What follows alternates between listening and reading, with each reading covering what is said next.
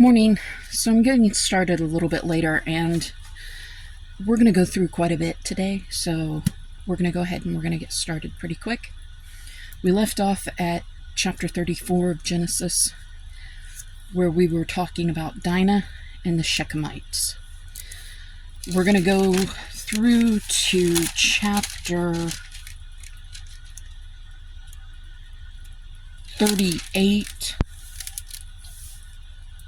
and verse 24. So we're going to cover a bunch, but we're going to get it done. We're going to get it done as quick as we can, okay? There's going to be a few explanations, but not a whole lot. Now Dinah, the daughter Leah had borne to Jacob, went out to visit the women of the land. When Shechem, son of Hamor the Hivite, the ruler of that area, saw her, he took her and violated her. His heart was drawn to Dinah, daughter of Jacob, and he loved the girl and spoke tenderly to her. And Shechem said to his father, Hamor, get this girl as my wife. When Jacob heard that his daughter Dinah had been defiled, his sons were in the fields with his livestock, so he kept quiet about it until they came home. Then Shechem's father, Hamor, went out to talk with Jacob. Now Jacob's sons had come in from the fields. As soon as they heard what had happened, they were filled with grief and fury, because Shechem had done a disgraceful thing in Israel by lying with Jacob's daughter, a thing that should not be done. But Hamor said to them, my son Shechem has his heart set on your daughter. Please give her to him as his wife. Intermarry with us, give us your daughters, and take our daughters for yourselves. You can settle among us. The land is open to you. Live in it, trade in it, and acquire property in it.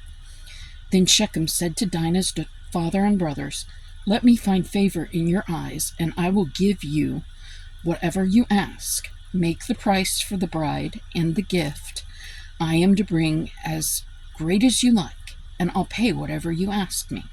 Only give me this girl as my wife. Because their sister Dinah had been defiled, Jacob's sons replied deceitfully as they spoke to Shechem and his father Hamor.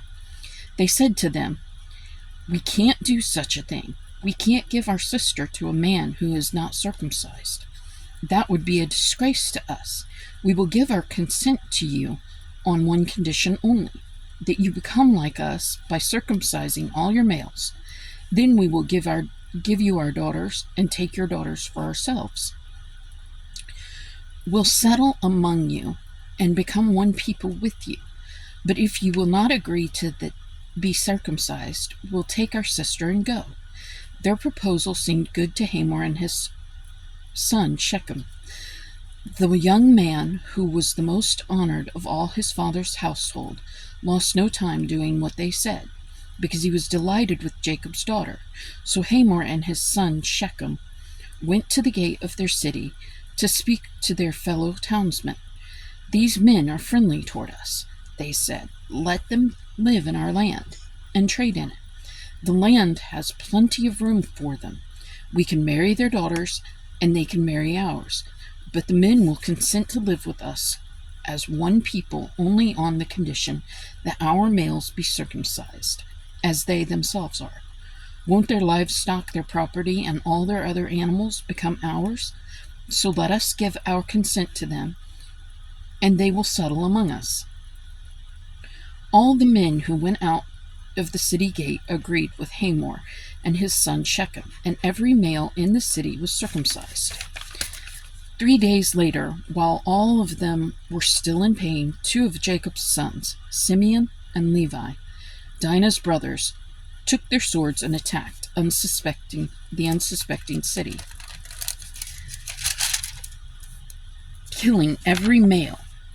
They put Hamor and his son Shechem to the sword and took Dinah from Shechem's house and left.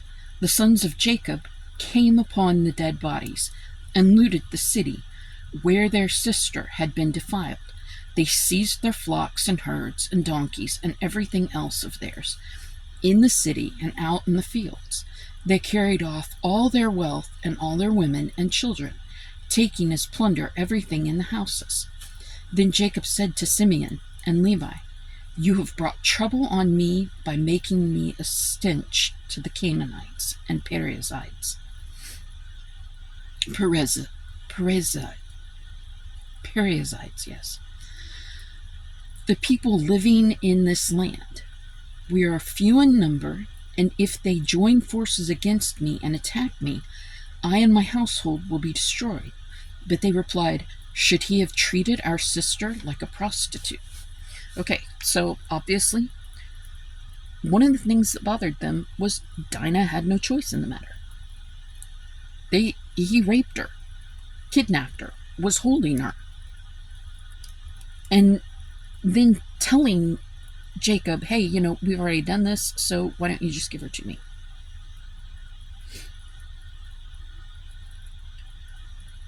Was what Simeon and Levi did right? Nope.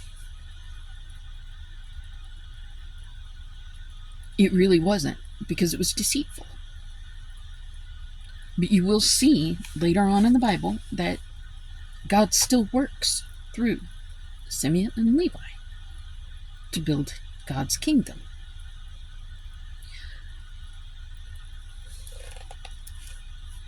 Jacob returns to Bethel, chapter 35. Then God said to Jacob, "Go up to Bethel and settle there, and build an altar there to God, who appeared to you when you were fleeing from your brother Esau." So Jacob said to his household and to all who were with him, "Get rid of the foreign gods you have with you, and purify yourselves and change your clothes. Then come, let us go up to Bethel, where I will build an altar to God, who answered me in the day of my distress, and who has been with me wherever I have gone." So they gave Jacob all the foreign gods they had and the rings in their ears, and Jacob buried them under the oak at Shechem. Then they set out, and the terror of God fell upon the towns all around them, so that no one pursued them. Jacob and all the people with him came to Luz, that is Bethel, in the land of Canaan. There he built an altar, and he called the place El Bethel, because it was there that God revealed himself to him when he was fleeing from his brother. Now Deborah, Rebekah's nurse, died and was buried under the oak below Bethel. So it was named Allon Bakuth. After Jacob returned from Paddan Aram, God appeared to him again and blessed him. God said to him, "Your name is Jacob, but you will no longer be called Jacob. Your name will be Israel." So he named him Israel. And God said to him, "I am God Almighty. Be fruitful and increase in number. A nation and a community of nations will come from you, and kings will come from your body. The land I give to Abraham and Isaac I also give to you, and I will give this land to your descendants after you." Then God went up from him at the place where he had talked with him. Jacob set up a stone pillar at the place where God had talked with him, and he poured out a drink offering on it. He also poured oil on it. Jacob called the place there God had talked with him. Jacob called the place where God had talked with him Bethel. Okay, you can already see that there's a difference in Jacob, in the way that he dealt with the Shechemites and the situation with his daughter Dinah. Instead of just immediately becoming angry and trying to deceive them in return for the deceit that they did,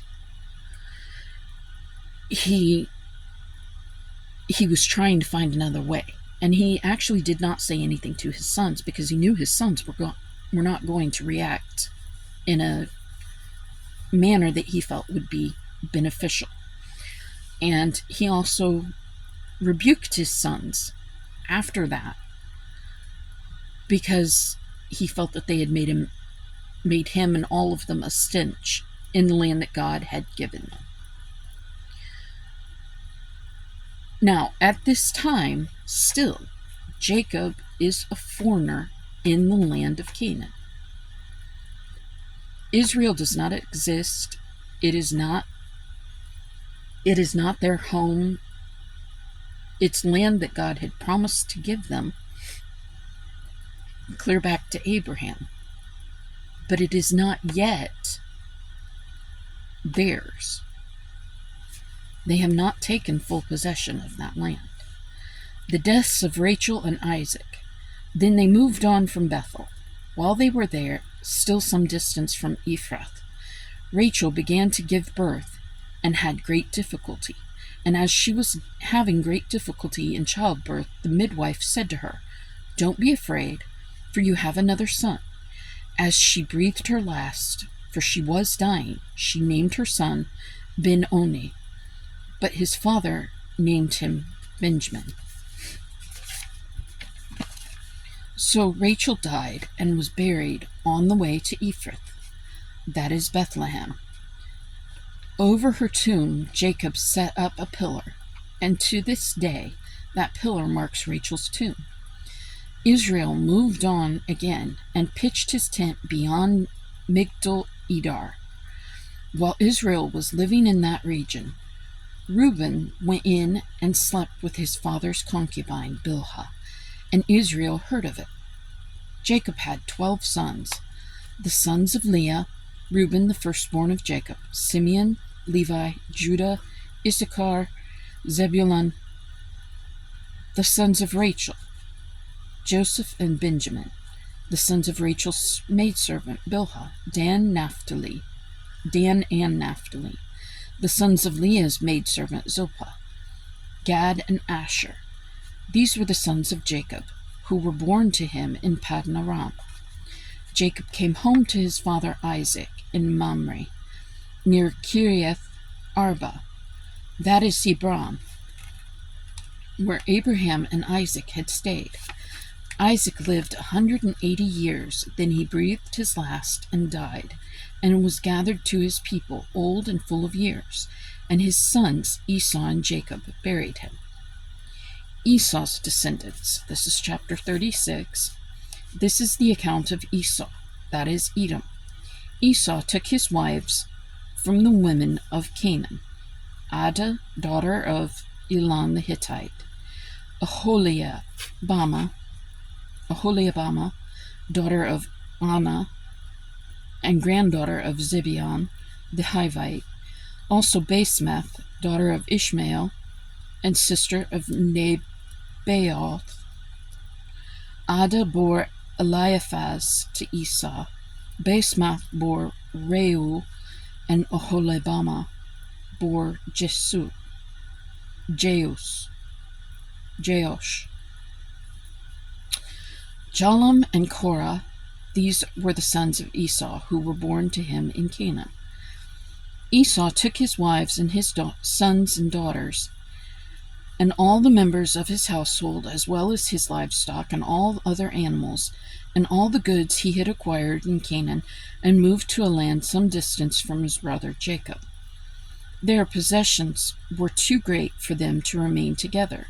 The land where they were staying could not support them both because of their livestock. So Esau, that is Edom, settled in the hill country of Seir. This is the account of Esau, the father of Edomites, in the hill country of Seir. These are the names of Esau's sons: Eliphaz, the son of Esau's wife Adah, and Reuel,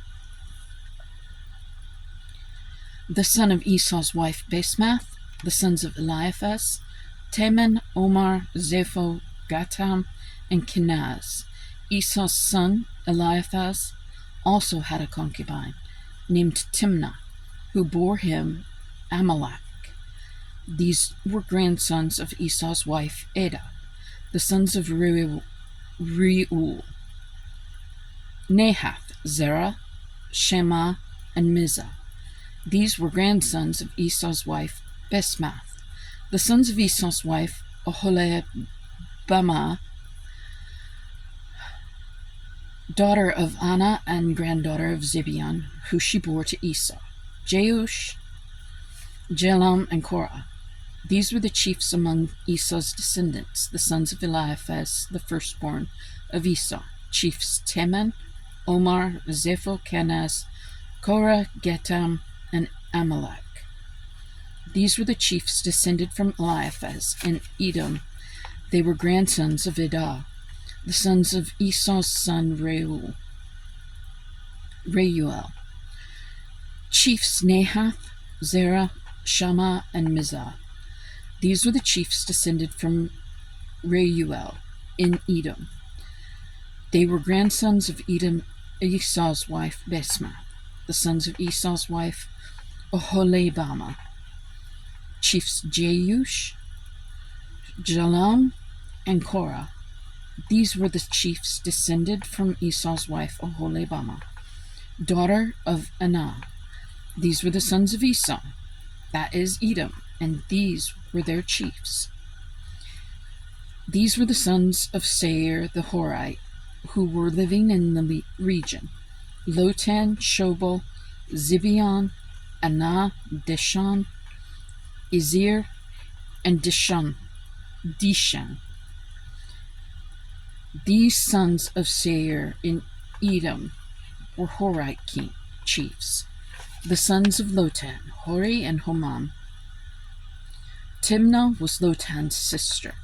The sons of Shobal, Elvan, Manahath, Ebal, Shephu, and Onam, the sons of Zibeon.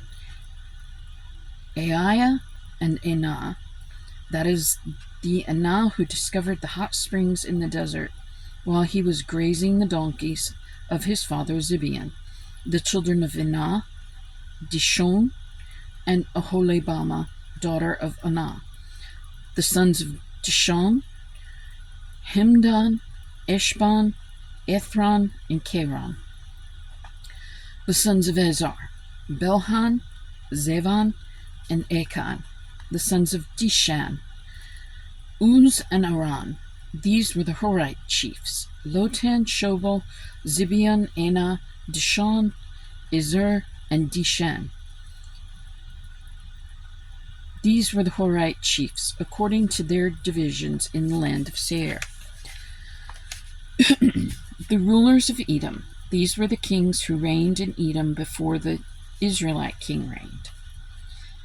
Bela, son of Beor, became king of Edom. His city was named Dinhabah.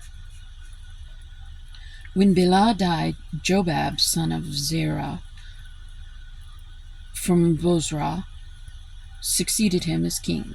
When Jobab died, Husham, from the land of the Timnites, succeeded him as king.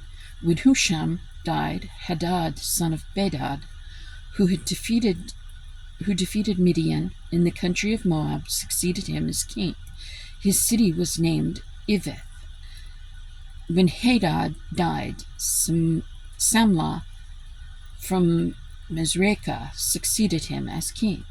When Samlah died, Shaul from Rehoboth on the river succeeded him as king. When Shaul died, Baal-Hanan, son of Akbor, succeeded him as king. When Baal-Hanan, son of Akbor, died, Hadad succeeded him as king. His city was named Pa, and his wife's name was Mehetabel, daughter of Matred, the daughter of Mezahab. These are the chiefs descended from Esau by name, according to their clans and regions: Timnah, Alva, Jahath, Oholibamah, Elah, Pinon, Kenaz, Teman, Mibzar, Magdiel, and Iram. These were the chiefs of Edom according to their settlements, and the land which they occupied. This was Esau, the father of the Edomites. Joseph's dreams. This is chapter 37. Jacob lived in the land where his father had stayed, the land of Canaan. This is the account of Jacob. Joseph, a young man of 17, was tending the flocks with his brothers, the sons of Bilhah and the sons of Zilpah, his father's wives, and he brought their father a bad report about them. Now Israel loved Joseph more than any of his other sons, because he had been born to him in his old age, and he made a richly ornamented robe for him. When his brothers saw that their father loved him more than any of them, they hated him and could not speak a kind word to him. Joseph had a dream, and when he told it to his brothers, they hated him all the more. He said to them, "Listen to the dream I had. We were binding sheaves of grain out in the field when suddenly my sheaf rose and stood upright, while your sheaves gathered around mine and bowed down to it." His brothers said to him, "Do you intend to reign over us? Will you actually rule us?" And they hated him all the more because of his dream and what he had said. Then he had another dream, and he told it to his brothers. "Listen," he said, "I had another dream, and this time the sun and moon and 11 stars were bowing down to me." When he told his father as well as his brothers this, his father rebuked him and said, "What is this dream you had? Will your mother and I and your brothers actually come and bow down to the ground before you?" His brothers were jealous of him, but his father kept the matter in mind. Joseph sold by his brothers.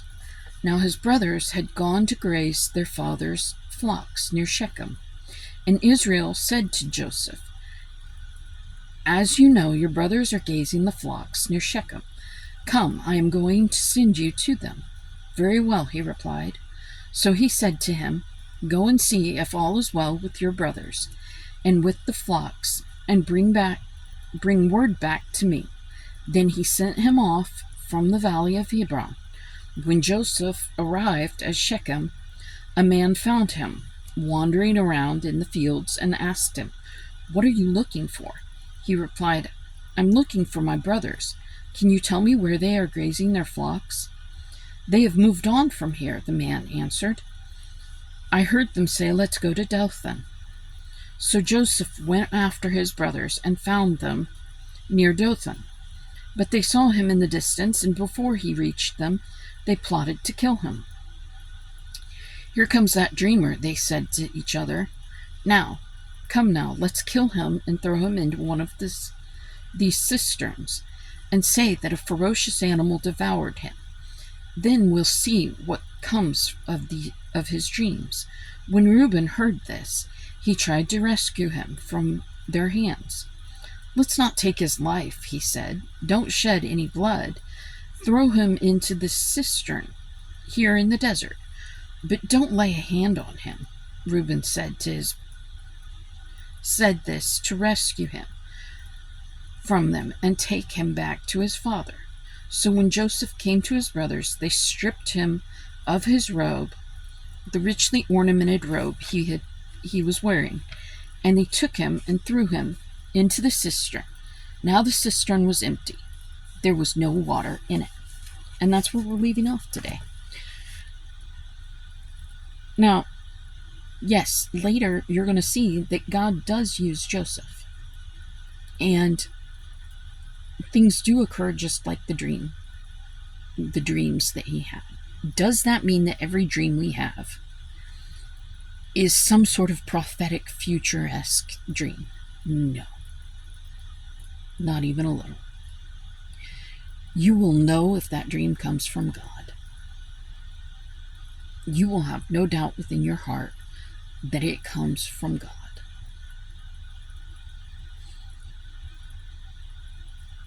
Is it something that Joseph should have shared at that point in time? No. Was it a bit of arrogance? Probably. At that point in his life, he was probably a little arrogant because he was the favorite of his father.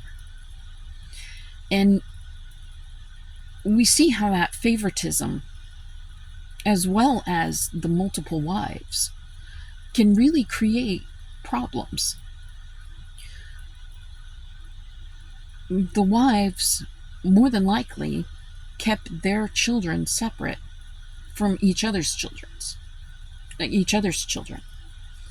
And while the children knew that they were all related, they also realized that some were from actual wives and some were actually from concubines. So it set up a type of hierarchy and a type of pecking order among those children. And some of them probably felt like they just weren't as important. And that's not a really great environment to grow up in. So, we need to keep things in a little bit of perspective and really think about how that would affect you if you were a child growing up in that type of an environment. Also, it went through Esau's, a bit of Esau's genealogy. You say, well, why is that important? He's not actually... No, Esau isn't like Jacob, who's going to be preeminent throughout the rest of the Bible, throughout the rest of the Old Testament. Israel, and even today we speak the name Israel because it's now become a country. It's a Jewish people. So why was Esau's genealogy important? Because Esau's genealogy goes to show that there are other nations that surrounded Jacob's people, Israel. And those people, in some ways, had a lot of hostility towards the Israelites, towards Jacob and his family and his friends. While Esau and Jacob managed to bury the hatchet, so to speak, and become closer, the animosity between the families was still there.